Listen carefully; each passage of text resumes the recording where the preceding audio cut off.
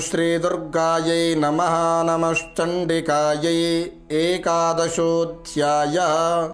ॐ बालरविद्युतिमिन्दुकिरीटां तुङ्गकुचान्नयनत्रययुक्तां स्मेरमुखीं वरदाङ्कुशपाशाभीतिकरां प्रभजे भुवनेशीम्।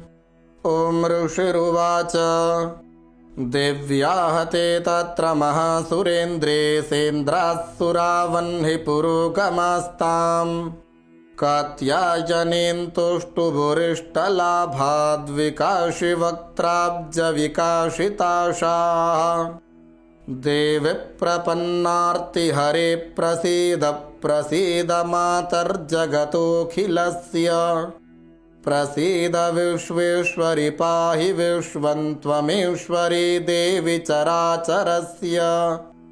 आधारभूता जगतस्त्वमेका महीस्वरूपेण यतस्थितासि। अपां स्वरूपा स्थितया त्वयै ददाप्यायते कृत्स्नमलङ्घ्य वीर्ये। त्वं वैष्णवी शक्तिरनन्तवीर्या विश्वस्य बीजं परमासि माया। सम्मोहितं देवि समस्तमेतत्त्वं वै प्रसन्ना भुवि मुक्तिहेतुः। विद्याः समस्तास्तव देवि भेदास्त्रियः समस्ताः सकला जगत्सु। त्वयैकया पूरितमम्बयैतत् का ते स्तुतिस्तव्यपरा परोक्तिः। सर्वभूता यदा देवी स्वर्गमुक्तिप्रदायिनी।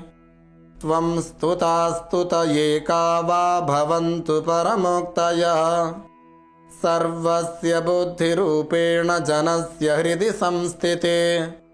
स्वर्गापवर्गदे देवि नारायणि नमोऽस्तुते।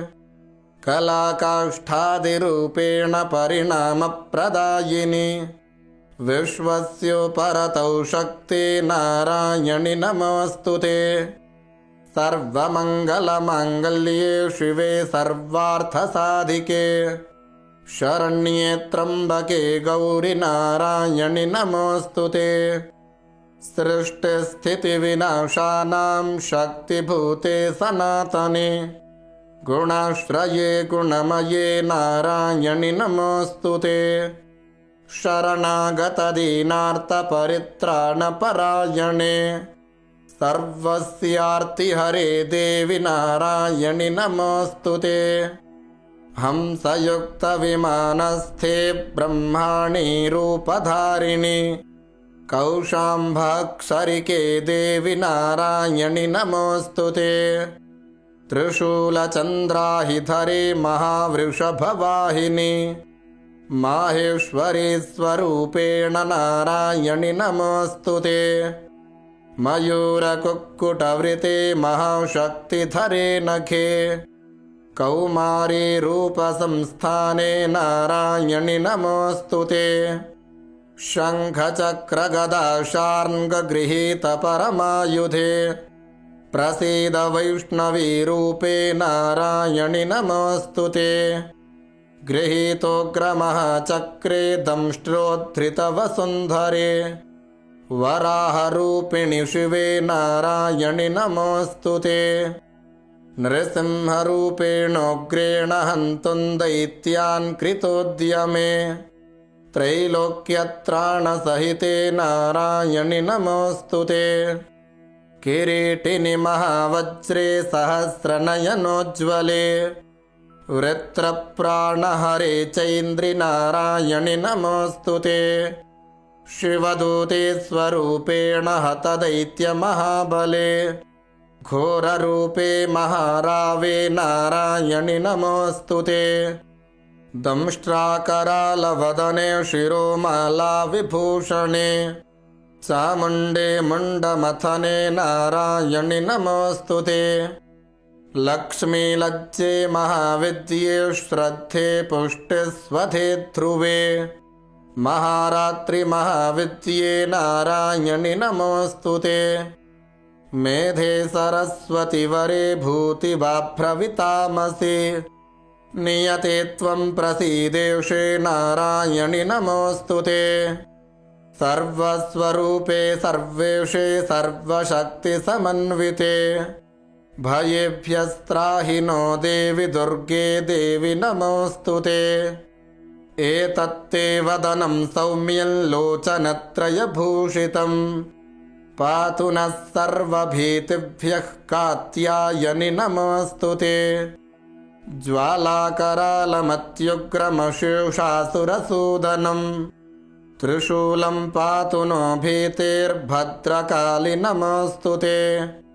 हिनस्ति दैत्यतेजांसि स्वनेनापूर्यया जगत सा घण्टा पातु नो देवि पापेभ्यो नः सुतानिव। असुरासृग्वसा पङ्कचर्चितस्ते करोज्ज्वलः शुभाय खड्गो भवतु चण्डिके त्वान्नता वयम्। रोगानशेषानपहंसि तुष्टारुष्टातु कामान् सकलानभीष्टान् त्वामाश्रितानान्न विपन्नराणां त्वामाश्रिता ह्याश्रयतां प्रयान्ति। एतत्कृतं यत्कदनं त्वयाद्य धर्मद्विषां देवि महासुराणां रूपैरनेकैर्बहुधात्ममूर्तिं कृत्वाम्बिके तत्प्रकरोति कान्या। विद्यासु शास्त्रेषु विवेकदीपेष्वाद्येषु वाक्येषु चकात्वदन्या। मम त्वगर्तेति महान्धकारे विभ्रामयत्येतदतीव विश्वम्।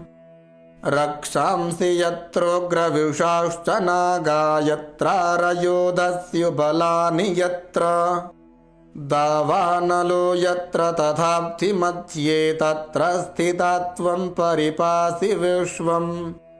विश्वेश्वरि त्वं परिपासि विश्वं विश्वात्मिकाधारयसीति विश्वम्। विश्वेशवन्द्या भवति भवन्ति विश्वाश्रया ये त्वयि भक्तिनम्राः। देवि प्रसीद परिपालय नोरिभीतिर्नित्यं यथासुरवधादधुनैव सद्यः। पापानि सर्वजगतां प्रशमन्नयाशु उत्पातपाकजनितांश्च महोपसर्गान्। प्रणतानां प्रसीद त्वं देवि विश्वार्तिहारिणि। त्रैलोक्यवासिनामीड्ये लोकानां वरदा भव।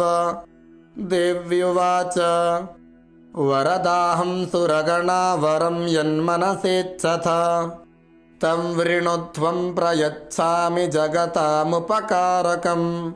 देवा ऊचुः सर्वा बाधा प्रशमनं त्रैलोक्यस्याखिलेश्वरि। एवमेव त्वया कार्यमस्मद्वैरिविनाशनम्। देव्युवाच वैवस्वतेऽन्तरे प्राप्ते 28मे युगे शुम्भोऽनुशुम्भश्चैवान्यावुत्पत्स्येते महासुरौ। नन्दगोपगृहे जाता यशोदा गर्भसम्भवा। ततस्तौ नाशयिष्यामि विन्ध्याचलनिवासिनी। पुनरप्यतिरौद्रेण रूपेण पृथिवीतले। अवतीर्य हनिष्यामि वै प्रचित्तांस्तु दानवान्। भक्षयन्त्याश्च तानुग्रान् वै प्रचित्तान् महासुरान्। रक्तादन्ता भविष्यन्ति दाडिमी कुसुमोपमाः। ततो मां देवताः स्वर्गे मर्त्यलोके च मानवाः स्तुवन्तो व्याहरिष्यन्ति सततं रक्तदन्तिकाम्। भूयश्च शतवार्षिक्यामनावृष्ट्यामनम्भसे। मुनिभिः संस्तुता भूमौ सम्भविष्याम्ययोनिजा। ततः शतेन नेत्राणान्निरीक्षयिष्यामि यन्मुनीन्। कीर्तयिष्यन्ति मनुजाः शताक्षीमिति मां ततः।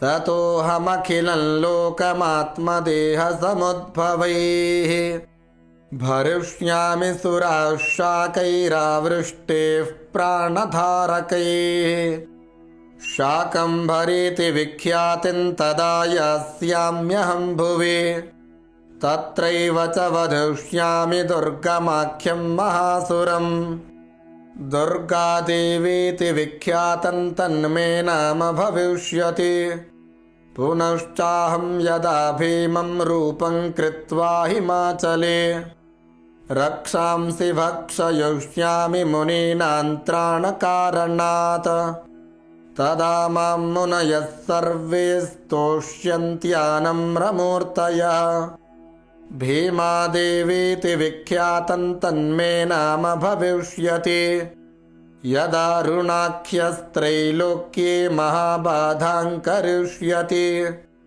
तदाहं भ्रामरं रूपं कृत्वा संख्येय षट्पदम् त्रैलोक्यस्य हितार्थाय वधिष्यामि महासुरम् भ्रामरेति च माल्लोकास्तदा स्तोष्यन्ति सर्वतः इत्थं यदा यदा बाधा दानवोत्था भविष्यति तदा तदावतीर्याहं करिष्याम्यरिसंक्षयम् ॐ इति श्रीमार्कण्डेयपुराणे सावर्णिके मन्वन्तरे देवी माहात्म्ये देव्या स्तुतिर्नामैकादशोऽध्यायः।